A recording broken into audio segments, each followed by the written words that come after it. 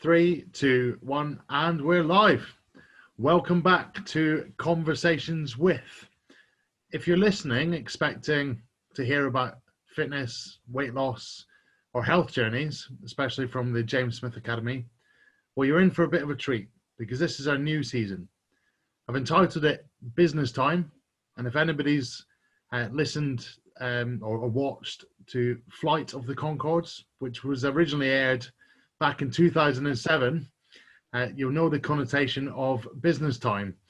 That's my in my memory, and maybe if you have listened or watched that, you'll know about business socks. Well, I've got my business socks on today, and I'm ready to hear a lot about Mellcomarketing. Now, myself and Mellcomarketing connected through social media. Mellcomarketing are a creative brand and marketing agency based in South Carolina. So a lot of our listeners, I think, will come from the UK. That's where I'm from. You can tell from the voice, but I'm really excited to connect with people worldwide. And today it's all about the USA. And just very excited to bring you the story of where Mellcomarketing have come from, and just talk in general about being creative, driving your brand, hopefully help some of you out there with that type of thinking around how do you get a brand, how do you make your Instagram profiles, your social media profiles exciting, colorful, and also get your messages across. So today we're talking to one half of Mellcomarketing. It's a husband and wife team normally of Brett and Linda. As we all have, we've got other parts of our life going on, trying to run a business. It takes away other people, family. I know that Brett's had a few struggles with family life and keeping the kids entertained and looked after over the last week or so, at the same time as running his business. And I'm sure that maybe he'll give you a bit of insight. But welcome to Conversations with, Brett. Hey, thank you. Glad to be here. And I'm sorry I didn't bring my business socks. I feel wholly unprepared on that, but I am super excited to be here. Thank you, Alistair. Yeah, you're very welcome. I'm excited. So a little bit of backstory on me a little bit, and I want to get a little more into this, is relating to everybody listening, is that I grew up as a kid that I loved doodling. Whatever it was, I wanted to put it on paper, and I knew there were, these fun little imaginative things that I'd like to just kind of doodle out, and that creativity kind of always, continued on. And I think a lot of us can relate to, putting a doodle or having, something fun in our imagination, and that, that's built up over time. And I actually went to started going to school after high school, did lots of things where I worked with my hands. I did automotive painting. I did, different types of art. I did everything under the sun to try to find what, my quote unquote calling was. And when I started going into college, I just couldn't figure out what the heck the fit was. And so, I'm hoping a lot of people can relate with that. You're trying to find this inner voice that's starts to sing yeah, that's it. And you just got to experiment and do with it. But I remember going to college and I couldn't find the right class until I heard about industrial design. And we moved heaven and earth to get in the program, made it through. And to explain industrial design real fast is it's any products, whether this is TVs, your cell phone, your shoes, your cars, industrial designers are the creative designers behind those things. Went to school for that, got out, had a great job in retail where I had a lot of amazing experiences with large brands like Nintendo, Samsung, Bose, even was doing a project with McDonald's, spearheading a lot of these things, and just really a lot of fun. And then August of last year came and I was shown the door, just happened to be, a downsizing, and just was kind of one of those random numbers picked out of the hat. And I was shown door in the midst of, running several projects and stuff. So that kind of led us to really step back and say, what are we good at? What do we do well?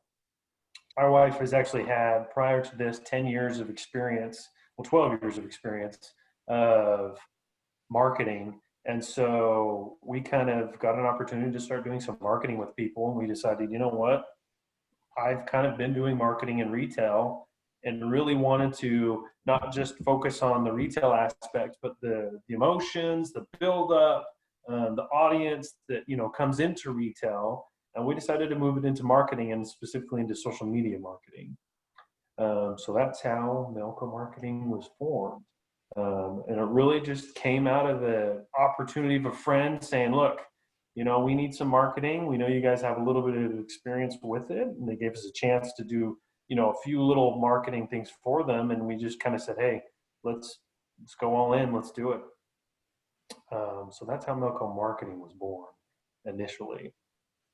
So you've got hopefully the one of the good halves, not the bad half, and the other half is out of the room. She better not listen back to the podcast then.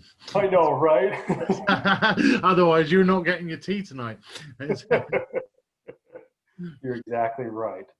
So to kind of speak to this marketing now that we've kind of focused in on, and this has been in a continued evolution even now, you know, as of just a few weeks ago too, is that, you know, we dabbled into this because now, as we all can relate, COVID has put us all at, you know, a lot more homebound, you know, so one of our biggest connection is social media, and that's an important space for businesses. Not only that, on top of it, anybody looking for great business opportunities, start asking other companies about their social media, because about 70% of the people that we run into, businesses, don't feel confident about their social media. Either they're inconsistent about it, they don't know what to post, or the things that they're posting just don't really work. And so that's really where we came in and started to build our core of that. You know, when you're posting, you really want to hit 4 things. And I know, Alistair, we've talked about these. You know, the first is entertainment. You know, kitten memes and, you know, hilarious videos or whatever it takes. I mean, everybody loves it and they'll share it. Second is education.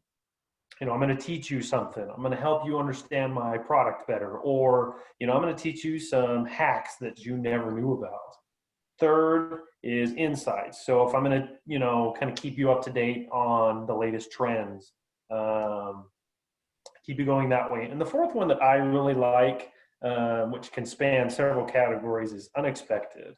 You know, this is something I have never seen or heard of. It's just, or just so wacky and wild, I've got to share it. Could be, you know, several categories together. But, you know, when you hit those 4 values, that's where your content really can start to resonate with people. And so that's kind of some of the things that we initially start to focus on with people. Build that value in your social media account, and what is it, you know, that your brand relates to best.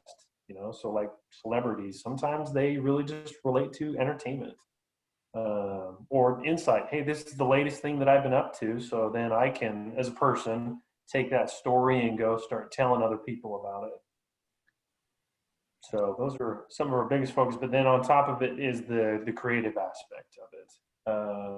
We really want to just not be a marketing agency in the sea of marketing agencies. And I think that was the problem we really were having, is so we started focusing on creativity. Get interesting, get different. And, you know, I mean, the definition of insanity is doing the same thing over and over again, expecting different results.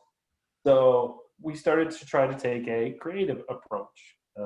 Started making creativity ads and hopefully helping people focus in on the creativity, because I think that's where our strong suit is, as well as there's not a lot of people doing it. And which is that's quite interesting, that there's not a lot of other people doing that, yet a lot of marketing agencies would say that they're creative. Yet what they're putting out doesn't necessarily mean that they are creative. They're following a set way of doing something, and what worked for one company, they're picking up and dropping for the next and for the next. So then everybody's social media or marketing looks and feels the same. You know, and I think that's an awesome point that you bring up, Alistair. I think there's a huge miscommunication or misconception about what creativity is. And I think that we make this wrongful connection that, I create things, therefore I'm creative. And that's not really the connection. Really, creativity is when you start to really connect two different ideas together in a new way. And in these new ways don't have to be unseen ideas like, I have to figure out the newest way that's never been used of a pen or a spoon or whatever, whatever your shtick is, but connecting just different ideas together. So for like social media, how do we get our audience to participate in different ways? So for like ourselves, we're trying to do more interactive type stuff to encourage people to create, but give them a lens of creativity that, okay, not only are you making something, but we want you to make it now thinking about it this way, to help them be more creative and not just creators. And so I think that's a big distinction that we're trying to make. And so, for example, like when we do ads for people, you can find, oh man, I run into so many people that talk about ads, whether this is Facebook, Google, doing it through LinkedIn. But when we talk to people about ads, we really want to focus on what's the core story that you're trying to communicate. Like I just talked to a friend who put a picture of himself, and then put words of, come get an insurance quote, and you'll save lots of money, learn more, this is who I am. And, just putting his face on there, first of all, I kind of group that with lawyers and real estate agents and all that. And, and then a call to action just to, come buy my stuff.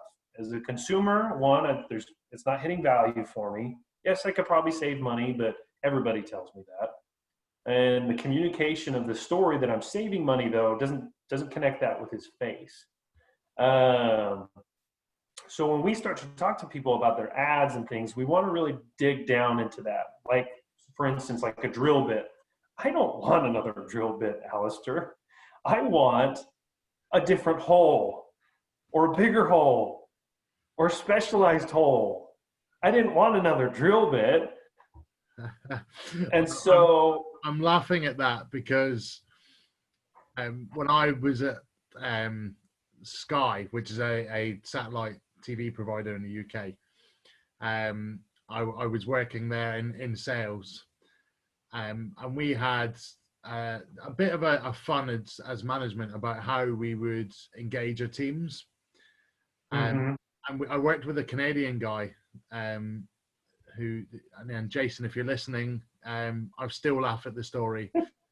So we did a presentation to our colleagues about how we were going to be, more imaginative to keep our teams engaged. And Jason stood up, and he pulled his box of drill out on the table, and he opened the drill, and he just told exactly the same story as you told. And we were sat there with our head in our hands thinking, where are you going with this? This is a great concept, but how does it fit with engaging your staff? And I still couldn't tell you what his point or his message was, but just remember the drill. Yeah, but we all laughed. And we all laughed all afternoon at this crazy idea of telling us. However, I do remember the story, and maybe I was engaged. So maybe his point was sometimes you've got to be a bit different. But yeah, that's interesting. That's the second time I've heard that story. So yep. And I would love to say that I'm original and using that example, but it's been used before. But I think it illustrates very well that what are we talking about? Am I talking about I want you to buy my product, or I know you have a need that you need solved. As such, this is the benefit of my product. I can get you the right hole in the right time or in the right speed, whatever it is. You hit the features from there, but you want to talk about that core message. So then from there, we build our ads that way, and we want them to be unexpected, sometimes even a little edgy, to kind of, because really, what we learned from social media is that You know, you're one in millions of people. And it's the same thing with your ads too. You got people doing other things. You want them to stop and say, well, hang on, what's that? And and visually we get information within fractions of a second. So we want them to put the connection together, click, and get your stuff. And we want to do it in an unexpected way. We want to make those different connections. And so I think that's one thing that we really try to push, especially even on the ad side. Like, if you're going to take the time to make an ad, make it good. And then, like, I think there's some friends of ours, Patronum on Instagram. They put a really good thing too. Is, are you selling the features of your product or the benefits? Yes. Again, back to like the drill. I know it can go this fast or has this material. Do I really care? What's the benefit? The benefit to me is that I get that hole faster, or I can get, the holes when I need them. So the benefit could just be I can put my shelf up. Exactly. Finally can do it. Yeah. Ultimately, that's all I need. I just need that shelf on that wall, and I need a drill to do it. And the deeper benefit is my wife will stop yelling at me. Yeah, that's right. Yes. So talking about unexpected, this may not even be an ad about drill bits. This may be an ad about my wife's to-do list decreasing over time. And I don't have to sleep on the couch anymore. Dear. It's it's very interesting. Because I think there's a lot of people, if there are people listening that have listened to our first season that are interested in fitness, and I know that there's lots of people transcend from having a fitness and weight loss journey to then wanting to support and impact other people from doing that same thing. And the fitness world, for Instagram, social media, every fitness expert is on there. Yet a lot of those people don't know how to become a brand themselves. They don't know how to get the message. They're all trying to get somebody to become an online client or a client in the gym. And the person that we follow he has grown through social media, and all he uses his social media is to put out content. Really, it's not about getting people. Sometimes it is about getting people to click and go into his website, but a lot of the time is showing off who he is, and giving away free information or challenging theories as well, challenging other people's theories. And when we've joined his academy, I would say 90% or 95% of people don't story. They don't use the story button on Instagram. They're there just posting a picture of the food, or maybe a video of them in the gym, or a capture of their steps from their Apple Watch. And over time, you see them becoming more creative. They're using the tools. Mm-hmm. Get confidence of speaking into a camera. First of all, they might do it in their bedroom, and then you see them doing it walking down the street, but they've been looking over their shoulder. And then the next time they're doing it and there's people passing them by, and they're putting out better content, even without being in business. They're starting to put out better content by doing it more. Do you see that the more people try to put out content, the better it gets? Yes, very much so, and especially if you're willing to learn from it. And I think there's a lot of things that kind of come into this. I think like 2 points of to it. Do I have interesting things to post? Yes, you do. You're a human being and you've got stories.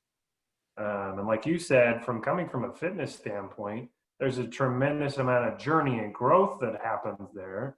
And so that's all your content right there. Start talking about that. But I think, like you said, I think you can then start to dig deeper, start to, share what those aha moments for you were. When did, this type of exercise or routine click? That's something that your audience sees. One, authenticity from you. saying, hey guys, this is when it clicked for me. That's a great story, but also that's maybe something that they could benefit from. And then two, like, am I creative? Like we were talking earlier of, if you don't think you're creative, think of your dreams, man. Like the strange connections and things that happen there. I mean, everybody has their own unique perspective. And start putting that, just start finding out what works for you and how can you show your story, and then start to put your own personal feel to it. And it doesn't have to be like Apple or Nike, or we've got the big gurus. It doesn't have to look like Michael Jordan's or LeBron's page. It's just got to look like you. What do you have fun, and what do people resonate with? And start to I think a phrase that my wife and I are starting to use now is, do you put salt on your stories? What does salt do? It enhances those rich, enriching flavors. Okay, so figure out what your flavor is and just start salting that. Enrich it, bring it out more, show it to people. It leaves a better taste in their mouth. And that's when people come back for more. When you've got something tasty for them, they'll keep coming around. And so I think, to your point, like as you do that, that's the experience. And I think that we have a misconception that I got to be perfect before I go. I've got to have it dialed in. What are my stories going to be? What are my posts going to be? How am I going to keep up with it every day, or a couple times a week? Which those are important things to do, but I don't think anybody would shame you for just trying and starting to do stuff. Start figuring it out, and I think a lot of people will actually appreciate your journey on social media as well. Wow, I've seen where you're at, and I see where you're going now, and this is fun stuff. So, you challenged me on when we had our first conversation, and I said, I'm finding I'm building my page from, as everybody does. Everybody starts with zero. Yep. Even Apple started with zero, and said, so we've all got that common thing. But I said, I'm just not very creative. And you challenged me. You called me out, and you told me a bit of a story about being creative, about somebody at college. Yeah. So I had a good friend. His name's Troy. He so yeah, you're right. And so we came into the program, and for industrial designers, sketching is huge. You could do a lot of things digitally now, but it really comes down to, when you're having a conversation, can I sketch out that idea really fast, or do an illustration so that we're all kind of visually understanding the same thing? As an industrial designer, that's a huge benefit that you add into the room, that you can run up to the whiteboard or pull out a sketchbook and say, hey, is this what you're thinking? And then so everybody can like, yeah or no, I thought of it this way, and you can all kind of collaborate better on it. Well, I had a buddy of mine, to kind of set some context. When you come into our program, it's really small. They only let about 15 to 20 people in, and there's about 70 applicants that go in. And your first semester, 2 semesters, you get grades, and if you don't perform well enough, you get cut.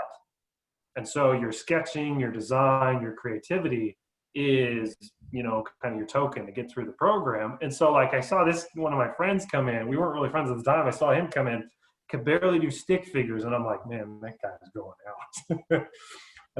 From me, I'm like, hey, that's, more power to it. But, we became good friends. But towards the end, he actually became one of the best sketchers of our group. He had a unique style. We could all see it. And that all came from repeatedly doing it. He challenged himself every day to sketch and also to be him. And you could see by the end of it, he had his own style. You'll see people, and this is social media through and through too. You'll see people that are like, I want to be this guy. Within the marketing world, there's several people like Gary Vaynerchuk. And, you'll see people that are like, I want to be that guy. And before you know it, their content looks just like his, but it's just another Gary V looking profile. If you practice more and more on being you, before you know it, as you salt that more and more, that flavor is really going to come out and shine and show who you are and have your own personal style to it. And that was the same thing that my buddy had. You know, so when anybody says like, I'm not creative or I can't draw, I'm like, no, no, no, no, no, no. Some people may be more apt to it, just like some people probably run faster more naturally. But if you practice anything you want to do, you can do it. And I will challenge anybody that says differently that I know they can do it. I don't have any time in the world. There's somebody I heard a couple days ago, you know, I have no time in the world for your excuses. But if you have any belief in yourself, I am there for you through and through. Same thing. If somebody wants to be creative and they want to figure out how to, we're there. We'll give you any tip in the world and any encouragement, love you need to do that. Because that's when you hit creativity, it's, I think, almost akin to like runner's high. You know, it blossoms. You feel great, and your energy levels go up, and you just start feeling things flowing. It's a high you can't replace, and it just takes your own time and just dedication to yourself. Yeah, well, you just challenging me on that. So I started to do, you may have seen that I started to do some doodly videos. Sorry, excuse me. Where I'm getting all choked up about these videos. Yeah, there's that. I'm not drawing, but I was able to put my creative mind through through a program, and and I thought, well, that was never something I could do, but because Brett challenged me, I then was able to do something different. So and I'm there's more steps to that. Yep. I think you can be, most people, we've not missing one part of our brain. There is a creative part of our brain, and you probably just need to tap into it. Correct. And there's an interesting thing. So I want to give everybody a mindset here, and you too, Alistair. Who do you think is more creative, an artist or a scientist? That's a good question. Don't think too deep about it. But what's your gut reaction on that? The gut reaction is the artist. Right. So, but if you think about it, what are scientists like, especially like molecular scientists? They never see anything they do. They have to continue to imagine these things, like astrophysicists, astronomers. They have to imagine all this stuff we work with. Artists, which we would say, quote unquote, are the creative types. We paint what we see. We use tried and true techniques to illustrate things or, represent things. Yeah, we may have a style and a flair that, isn't prescripted, but, we just do that, come up with that by doing. So when people bring up this idea again of creativity, like, am I creative? No, it's there. It's there. And there's a lot more creativity out in the world than we really would attribute to creativity. I think you brought up a good point again of, a lot of people may say creative, but they just create, not have creativity. Creativity is just thinking differently, isn't it? It really is. And the one thing I would challenge people to do, and it sounds like this wild idea that everybody says this, but expose yourself to a lot of other type of, whether this is business or interests. Like right now, I'm reading a book on, why we dream and what we dream. And I'm making interesting connections there, whether it's for our marketing or clients or my own personal life. Start to expose yourself to all these different things, and you'll start to see these unrelated subjects or ideas that you can say, hey, what if I fit this one with this one, and look at that. There's no dumb idea when it comes to creativity. There's just ideas that are better than others. And so I challenge everybody, like when you're reading books, try something different, find some good authors, of course, but start exposing yourself to other things, and you'll start to see interesting connections come together. Is there, have you kind of got any, obviously you want people to come and use Mellcomarketing, and I'm sure they will. But, is the kind of, if you were giving people advice on how to make their Instagram better or your ads, is there any kind of key things you would say to people? Actually, you've got to do these kind of 2 or 3 things. So when it comes to social media, it's like we've been talking about: repetition, practice, consistency. Make yourself a goal and stretch yourself to be uncomfortable. Be consistent there. But when people developing themselves, and like one of the things that we've liked about getting into like our page on social media is that that's, I wouldn't really say a lead, funnel or, business siphoning engine, if you will. It's really to create a community to help everybody understand social media better, but also understand creativity and understand themselves better. And to come and check that out, because you need to sometimes just take different perspectives on what you do in order to help you better understand what it is. And I think, and I kind of keep coming back to social media, because the more you do it, the more you'll get better at it, obviously. But start talking to a lot of people too. So one of the big things in social media that we found is reciprocity. If I come over and I comment on your stuff and start engaging with it through, liking and commenting and sharing, conversations start happening. And then it gives you the opportunity to start talking about yourself as well. And, we don't want to come in here, like me, it's like me coming in on this podcast. I'm not going to come in here and just take over the time and say, hey guys, come to Mellcomarketing. But it's more, you create these discussions, but what I feel like we gain out of it is a better understanding of ourselves and learning from different perspectives as well, gauging their conversation and starting to understand their perspective.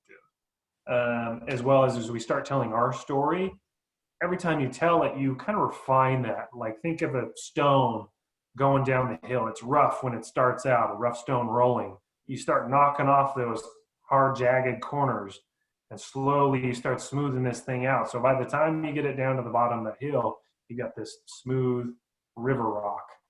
That's the same thing you're doing with social media, even with ads. The more you do, the more you refine that story up. So continue to just kind of engage with people in conversations and ask things. Get out there and be bold to ask people about it. That's what I would honestly say, is to help you kind of refine your own story. To know what to post and how to post it, I would go back to that value. Am I hitting one of those 4 values? What is it about my stuff? And make sure, a personal journey is great. But now how can I take this personal journey and have a takeaway from it and focus on one thing? If this is my running strategy, this could be just simply, how do I prepare for that? Or what do I do during it? What do I do after it? What is my training program to get me there? Focus on one of those aspects. Or my weight loss program. How does it make me feel better? What are the benefits of it? How do I address challenges? For you, Alistair, I could totally see like that number one question of, why do I need a coach? How do you address that? Start that conversation with people, and go into social media with that guise of, why do people need me as a coach? And then start to build that story. Okay, I'm seeing these reasons. Here are some of the stories that I've seen from it. Here's some things to consider when you're looking for a coach, and really start digging into those topics about your story. I think would be, that's my long-winded answer. It's like when you read a book, there's always golden nuggets that just, and you can read a book one day and take something away from it, but you could reread that book 3 or 4 months later, 2 years later, 5 years later, and you'll take something different from it. There's always little nuggets, and you take all these little small bits and you put it together in your mind, and you come out with your own information in your own journey from that. So tell me a bit about your page then. So I had 2 things that popped into my head when you were speaking. Is number one, what marketing isn't just social media, right? Yeah, correct. And I think everybody hones in on it being social media is marketing, and they maybe forget about all the other side of things. Yeah.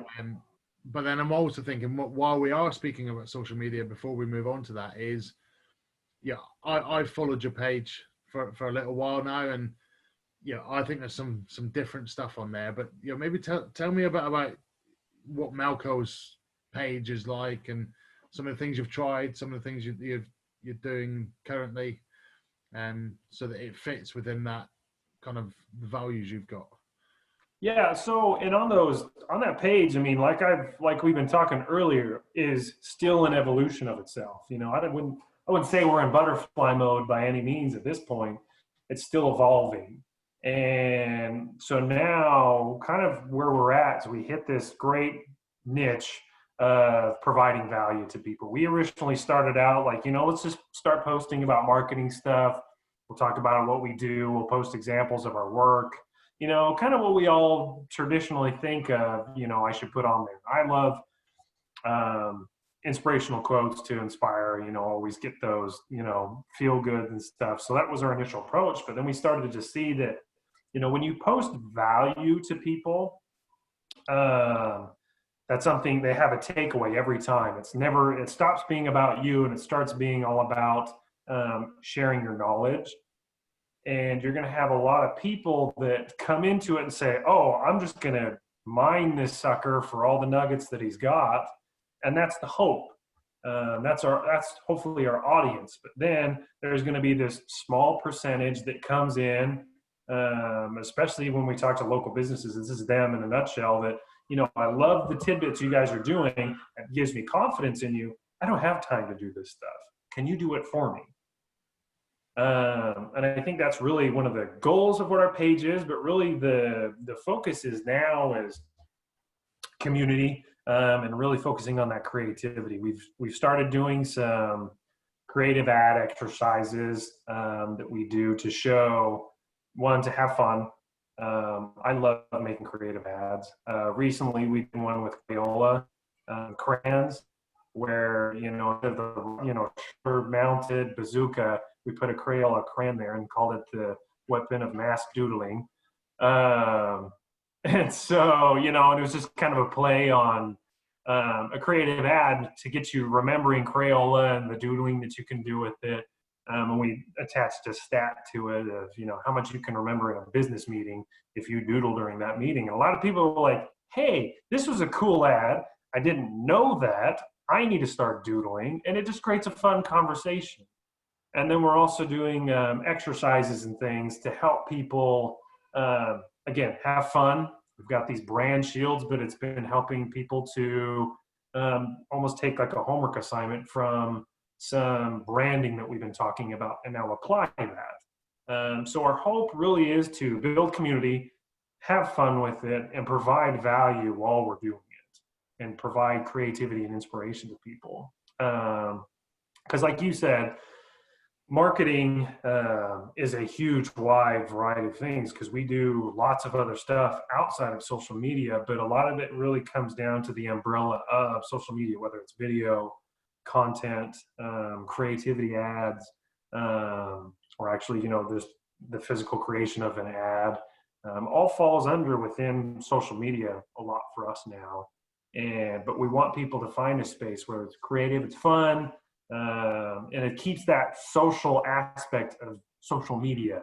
I don't know if we talked about this yet, but I've been thinking about a customer that we just brought on of, we're all thinking of this, default situation. I'm a business and I sell widgets.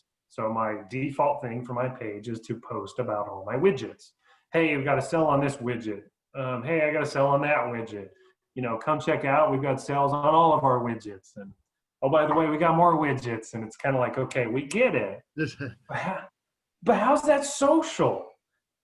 You've kind of taken the social part out of it, and you're just putting, what I would just say, just put media up there. You're just blasting us with the portfolio. So how do you make that social? And I think one post I've been kind of thinking about doing is, do you have faith in social media? and have the giant starburst out there and everything and just have fun with it. But, do you have faith that if I stay social and I do the things that people are telling me to do I have the faith that if I put it out there, it'll come back to me?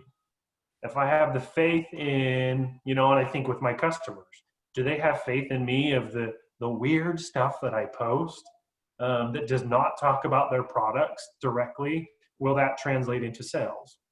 Well, all these weird discussions about, like, for instance, we have a client, we post videos and we have a trivia game associated with it. He's a watch shop, so we post about iconic watches and iconic movies. And, does he have faith in me by posting, or us, excuse me, my wife's going to hit me on that one. Does he have faith in us that, me posting these, watch trivia games, that this is going to translate into sales? And our whole idea is that with social media is that it's, we're having fun with it, but we're keeping the brand top of mind. You're providing people opportunities, a social interaction, and you want it to happen often. You want it to happen authentically and be unique. And then that's where like all of these brands win. That's your culture right there. You start to build on, and that's where God, I could go on for stories, but that's where we get our stories from too. You want to gain stories from your experiences that I could then package up and I can go tell to my friends. And it's interesting because we're very selfish creatures. I want to tell a story because this story actually makes me look good. It gives me validation to my friends that, I know funny jokes or I have interesting experiences that people do want to hear about.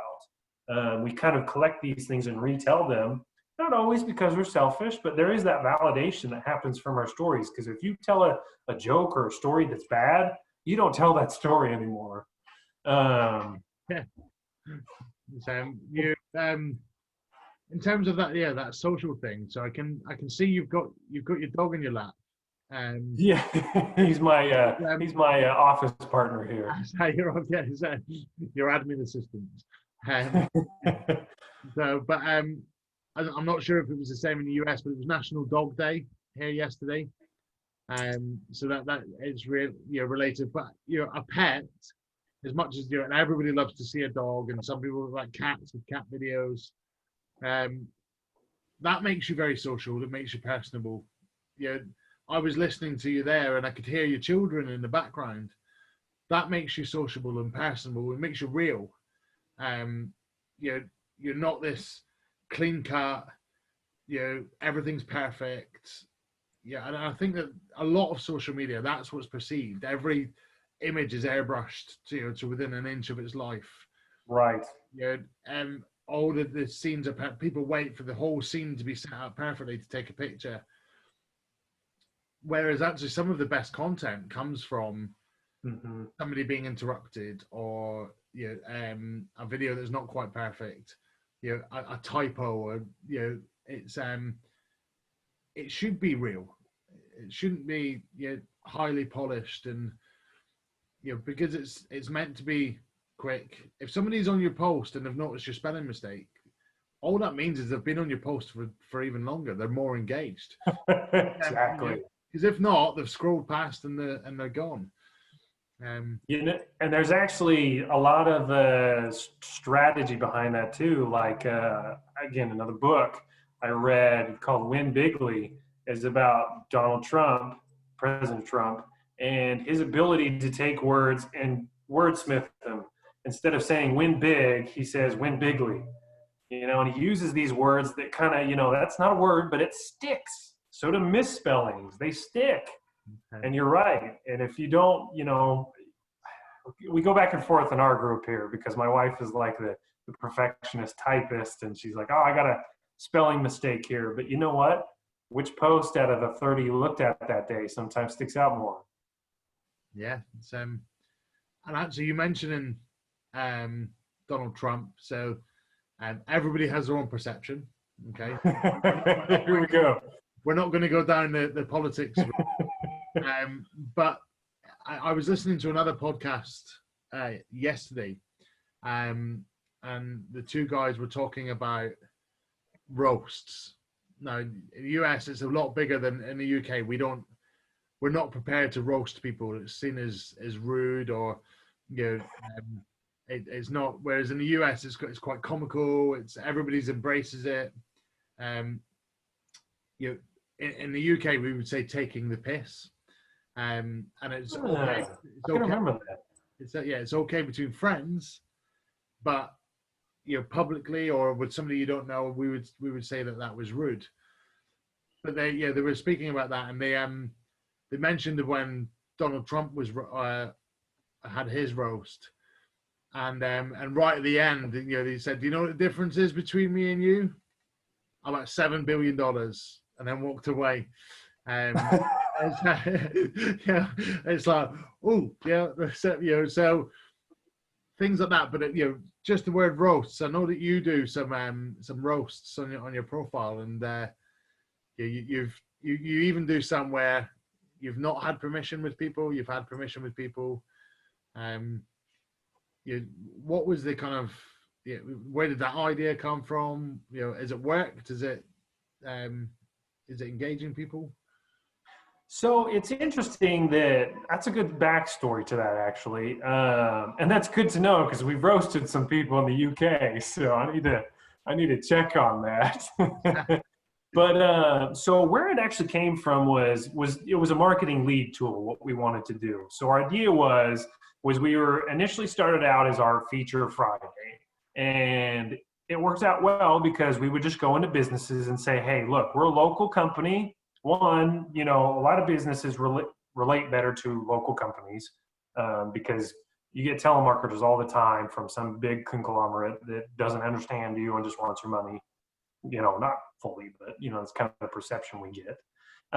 So what we would do is we go into businesses like pizza places that were local or, some iconic places and say, hey, look, we want to feature you on our social media for our Feature Friday. So it would give us a connection with them, gave us content to post about, but more importantly, it opened up the conversation of them being like, well, who are you guys? Why do you want to feature us?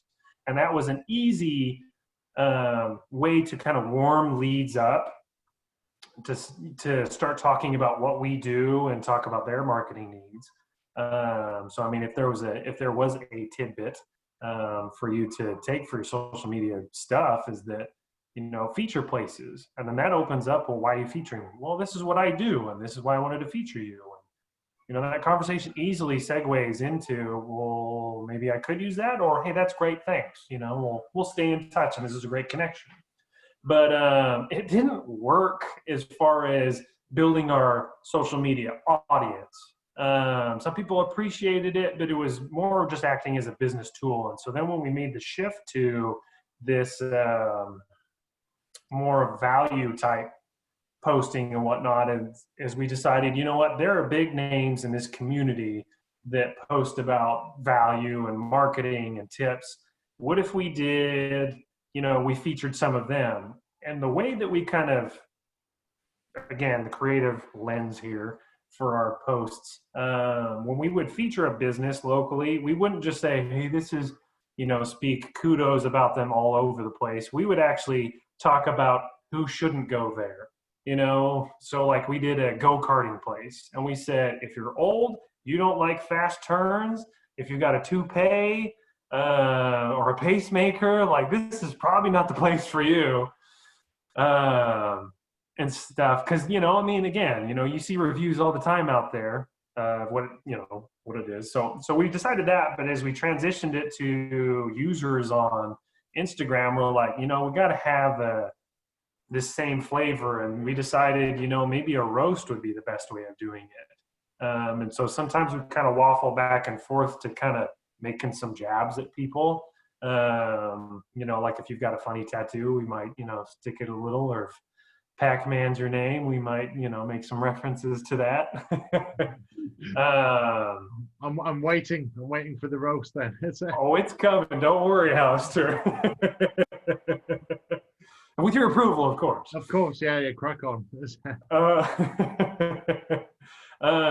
And so we started that roast, but then also kind of, again, that same flavor sometimes too of like, if you don't like this, don't go here. or if this, these kind of things are too much for you, this probably isn't the dude for you. And try to have some real humor to it. And then on top of it, we like to do, I don't even know where the idea came from, but we like to do like a Photoshop edit. Now it's kind of more putting people with iconic pop culture face, their face on somebody with pop culture. Lately, we've been doing like 300, or we've done a few where it's been, I'm like drawing a blank. But really, it's, again, that creativity, like it relates back to what they do. Like we had a friend of ours from Clash of the Titans. He loves mythology, and he has some really good tools in his pocket, so to speak, that he uses. So, we thought, hey, Clash of the Titans, he has a special sword, mythology, hey, that fits. So we do like to have fun with that. Again, that creativity. But again, like, I mean, for anybody out there looking for like a piece of content, feature who your potential customers are. To say, hey, I love your stuff, or I love your business. Can we feature you? And it just opens up those conversations.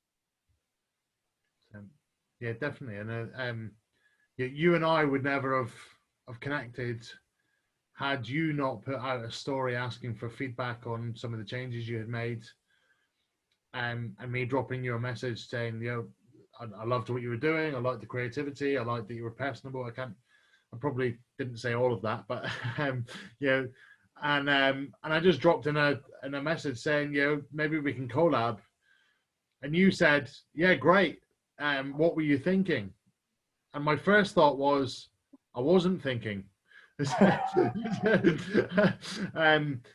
But then I thought, actually, no, you've got a platform, you've got a podcast, tell them about it, and maybe that brings, all of a sudden, we've connected, we've done some of that, you maybe do a roast, and it can expand from, just by you asking for some feedback.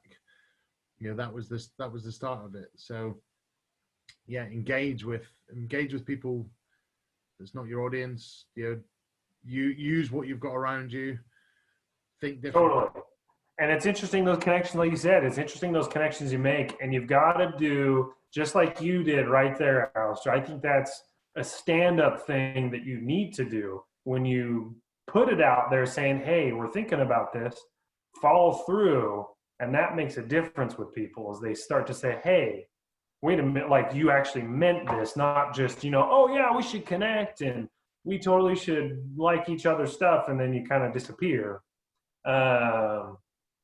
And you got to keep that authenticity up. But to kind of speak to one other aspect of, if we're giving tips to people about social media, like you said, you found through stories some of the feedback we're asking for.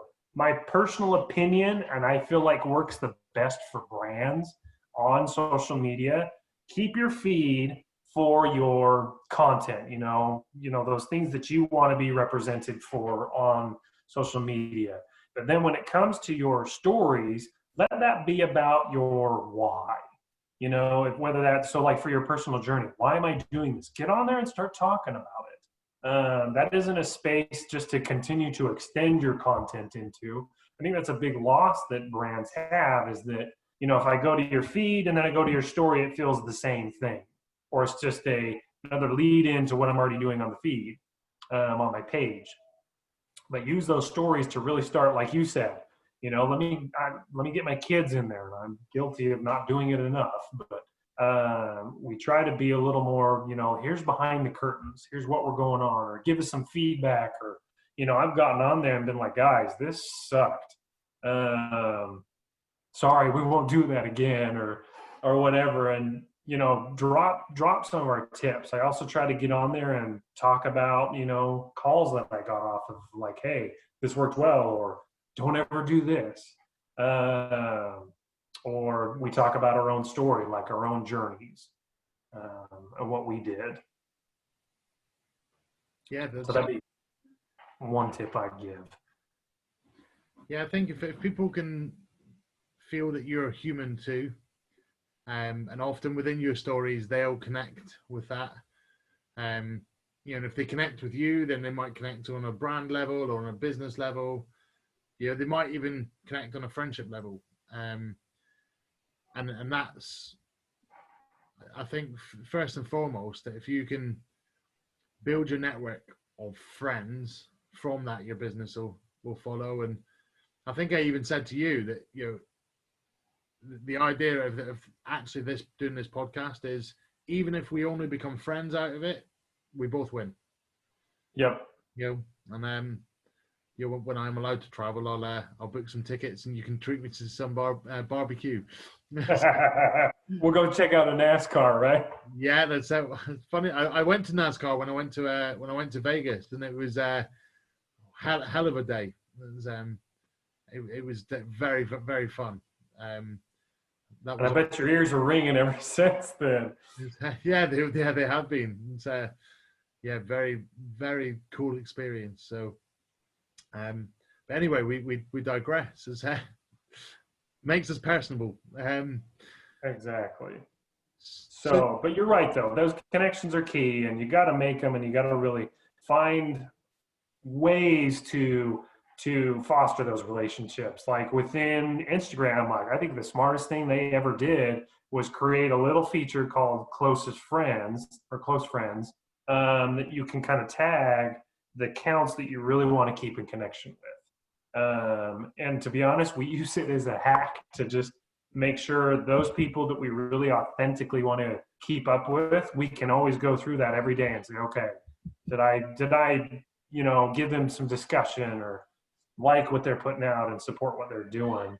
And to be honest, I would say that's where the majority of our personal growth has come from, by making authentic connections and continually and consistently supporting those people. And they show the love back, and that's where you can do collaborations like this. And you can make, value for each person. And it's all about keeping that connection real and ways to do that. That's a good tip, because I think everybody feels that, I definitely would have felt that button was more of a kind of secrecy thing, rather than using it in a different spin. Do you think, why do I only want to share with some people? I want to share with many people. But it does mean that you can, be more specific, more targeted. But as you said, also go through it and go, have I engaged with this person today? Yep. Yep. I like that. So, and for instance, making those connections, like I didn't even know what the heck the close friends was really good for either, until one of our good connections was like, this is how I use it. So we started doing it too and kind of evolved it. So, I mean, it's all about those conversations that you build and grow in. So. Yeah, very interesting. So just before we kind of wrap up then, so we spoke loads about social media, brand, being different. Where else does marketing fall for you then? What's the other avenues? What's the other bits of work that you need to do? So the other areas that we fall kind of into, we do a little bit on retail side. So like retail experience when you come into stores, which is a little disconnected from what we do, but also we do video, we do the ads like we talked about. We'll even help people do websites, events, as well as, just kind of general business marketing. Because at the end of the day, where mine and Linda's core resides into is creativity and the experience. And I think these are all extensions of, we added our services in here to, for video or for events or whatever, to supplement that experience. So me as a customer, when I come into a business, what are my first touch points? When I get greeted at the door, or the products that I see, the product offering, is it explained well enough? Like, we want to make sure to help our customers with the overall experience, to make that something that they resonate with, rather than it's confusing. I kind of got it and I just left because I needed it and I wanted to get out of there, because that's where the brand loyalty starts to build. So those are all the tools we kind of put in our Batman tool belt here, to make sure that we could really hone that experience in so that people would become brand loyal and really focus on that building a momentum for brands. And then that reflects the value to them and reflects the value to us, and yada, yada, yada. And everybody makes millions. We all die happy, right? Yeah. Yes. So one of the I put out a question box earlier this afternoon, and I don't think I gave it enough time for loads of questions to come in, but we did have a few. Cool. So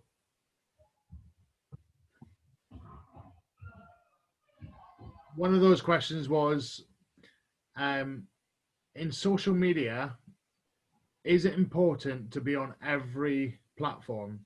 So I guess from that they mean Instagram, Facebook, TikTok, Twitter, everywhere. I think people probably feel that you've got to be everywhere. So I'm going to give you a couple parts, and that's a really good question, actually. My answer for blanketing all that is it doesn't hurt. But really, what I would say for somebody, especially starting out, where are you going to get the best bang for your buck? Where's your audience? And where can you be consistent at? So like podcasts, for instance, for you, Alistair, like if podcasts are your focus, go where your audience for podcasts are going to be and where you're going to find incoming audience as well as your listening audience. I would say you could be, Spotify, take these videos into YouTube, but where you can also be consistent, so you've got this podcast that can go to a couple platforms simultaneously. But for somebody starting out, what are the platforms that make sense? So if you're going to do stuff that's very visual, Instagram all the way. It's got the most organic reach, and you can really connect with a lot of people. If you got an existing business that really can rely on reviews or shops and things like that, Facebook. Video and all of that is something that you're really heavily into, start with YouTube and then start sprinkling that content out to other stuff. But really at the end of the day, so I put a blanket statement here of it doesn't hurt, but really at the end of the day, you want some sort of online presence. So, and I think this could even trump a website. If people want to find about Pac-Man and his podcasts, you just want to have some sort of online presence that can carry your story. This is your vessel, and you want it to carry your story for your audience. So just whatever that makes sense and wherever you can effectively have the time. Because yeah, it's great to be on every single platform, Twitter, YouTube, Facebook, Instagram, Vimeo, and TikTok, if it still stays around and doesn't get banned off the face of the earth, is great. But if you can't consistently do it, it's the shotgun effect. It goes wide and loses its power as it gets wider. It's like Walmart. You don't remember Walmart for one thing. It's trying to be everything to everybody. It's, so when I want something specific, I think of somebody who's specific in that, not Walmart. Yeah. And so, yeah, that's kind of the, short and long version of it. And then the good thing about a phone is it locks. The bad things when you want to get back into it. Right when you need it, as soon as you're going to go touch it. Yeah, that's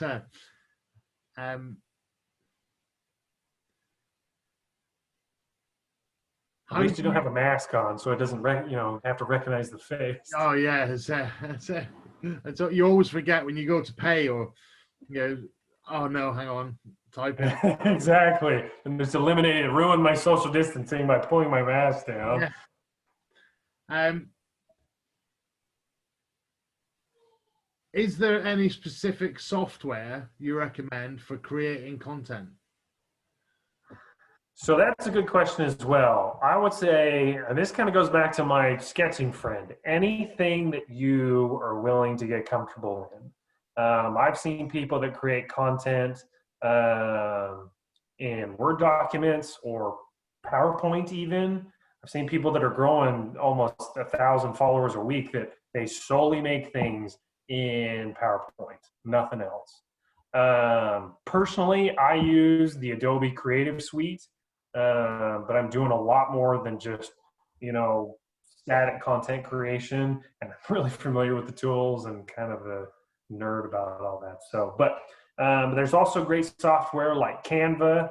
I know a lot of people use, and it's very affordable, and it's all on your phone, easy to use, and have a lot of great assets to your hand. So you don't have to be out looking and scrabbling for a lot of stuff. But there's a lot of availability, and you can use also stuff for like Keynote, or even Notepad to keep track of ideas, and make sure you calendar and plan things out. We are kind of going through a transition right now on our social media planning stuff. But to create, one thing that really helps is scheduling. So for like Facebook and Instagram, just get on Facebook's Creator Studio. That's a great tool to schedule stuff. So you're not grinding every day to make that post. Well, you just answered the next question as well. The third and final question at the same time was, should I schedule? So you answered that in the same sentence. So hopefully that's giving people that little bit of extra support and an inspiration to kind of go and do it. We were just over the hour, so that, which is good, because if anybody's listened to my other podcasts or they know me personally, timekeeping is not my best attribute. And it's something I'm working on as a coach, is that I need to be better at that. So we've all got development areas, haven't we? But thank you so much, Brett. Is there anything that you had, any other stuff that you thought we should speak about, or have we kind of brought it to a nice close? I think we brought it to a nice close, and I would say that coaching is an interesting thing. I'm not necessarily plugging you necessarily, Alistair, but this has been good to think that sometimes you do need an outside perspective for things, and I would say the same thing for marketing. Is sometimes you just need an outside perspective for your own story, whereas with coaching, sometimes you really need an outside perspective on your own journey. And so don't think that by needing help from other people is a weakness. The more you can rely and connect with people, that makes you both stronger. It's never a one-way street, and there's always in it something for everybody. So don't feel ashamed to just reach out, or don't feel bad about helping people for free, and it'll come back around. I've seen it time and time again. It's almost like you had read my famous daily email yesterday. I spoke about that exact thing. There's a little plug from me as well. But it's been fantastic. So where can we find you? How can people stay in touch? So the most important comings and goings is on Instagram. I would say our biggest platform, Mellcomarketing. And then if you're interested to dive in more into the brand, we've got mellcomarketing.com. And if you're want to start a conversation and connect like Alistair and I did, let's talk. And if you ever want any free creativity, inspiration, or tips, just shoot us a message. We're always happy to start great conversations like these. Fantastic. So thank you, Alistair. And I really appreciated it, and I've really enjoyed it. And I've got 101 million ideas to go away and work on myself. So that the listeners have got that as well. And one additional thing, if you want to see Alistair's roast, and probably in a few more weeks here, go to our page and you can see that. I am looking forward to it. It's an interesting concept, and you can only learn from that as well. And just to on the roasts as well, I think the bit that I noticed is, Brett and Linda always go and put the positives in after they've given you the roast as well. So maybe that's why it's going to take a few weeks. They've got to try and find some positives in me. But just anybody who's going to go and search for that, it's Mellco with a double L. It's a really interesting page, and it's got that fun, entertaining side to it as well. So go and give those guys a follow and support. And if you need any brand creativity or marketing, then that would be where I recommend you go. So also make sure you like and share the podcast. We are available on Apple, Spotify, YouTube, Google, and several other podcast platforms. And also go and give our, so Instagram for the podcast is at podcast_conversations_with. Get my words mixed up just when I'm plugging my my profile.